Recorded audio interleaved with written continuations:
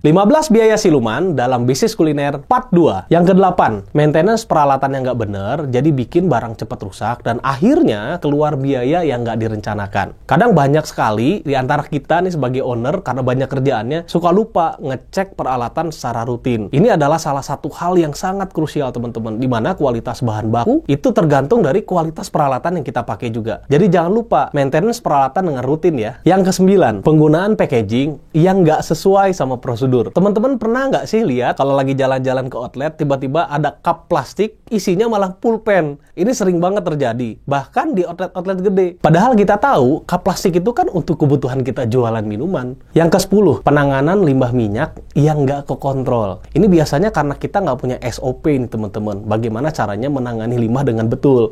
Sehingga kemungkinan-kemungkinan seperti limbah yang akhirnya merusak lingkungan bisa terjadi. Ujung-ujungnya kita kena denda, keluar biaya lagi deh. Yang ke-11, sering belanja dadakan. Ayo, siapa di sini yang sering belanja dadakan cuman karena males bikin forecasting belanja bahan baku? Kalau teman-teman di sini sering mengalami, ayo, harus hati-hati ya, karena biasanya kebocoran-kebocoran tinggi khusus yang membuat HPP kita semakin tinggi adalah karena seringnya belanja dadakan yang nggak terencana. Yang ke-12, kenaikan harga bahan baku yang tidak teridentifikasi. Nah, kok bisa ya tidak identifikasi? Nah, teman-teman mungkin pernah ngalamin ketika kita biasa belanja sama satu vendor, terus ternyata suatu hari vendornya nggak bisa nganterin bahan baku yang kita minta. Akhirnya, kita harus beli ke vendor baru atau beli langsung ke pasar. Dimana ketika kita beli ke vendor baru atau ke pasar, kita tidak punya kesepakatan harga sebelumnya.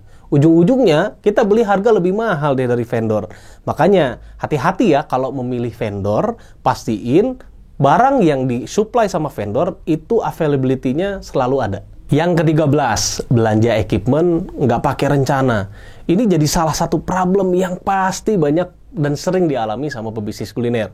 Problemnya apa? Beli asetnya kebanyakan, jadi nggak bisa kepakai. Atau jangan-jangan kita beli aset yang akhirnya ternyata speknya nggak bisa kepake dan nggak cocok dengan yang ada di lapangan. Dan yang paling penting, jangan sampai kita beli aset yang ternyata kapasitasnya lebih besar daripada kebutuhan kita saat ini.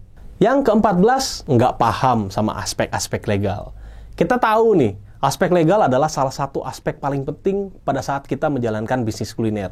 Salah satu contohnya, kalau kita nggak ngerti aspek legal, kita bisa kena denda pajak kalau kita nggak ngerti perpajakan. Atau kena denda yang akhirnya keluar duit cuman karena salah bikin perizinan. Yang ke-15 dan yang terakhir adalah turnover karyawan yang sangat tinggi. Biasanya turnover ini terjadi karena sistem rekrutmen yang nggak tepat, nggak ada sistem development yang jelas, dan juga owner nggak menciptakan budaya kerja yang kuat, sehingga tingkat loyalitas karyawan terhadap perusahaan menjadi rendah. Sehingga nggak bisa membuat karyawan betah-betah kerja di tempat kita.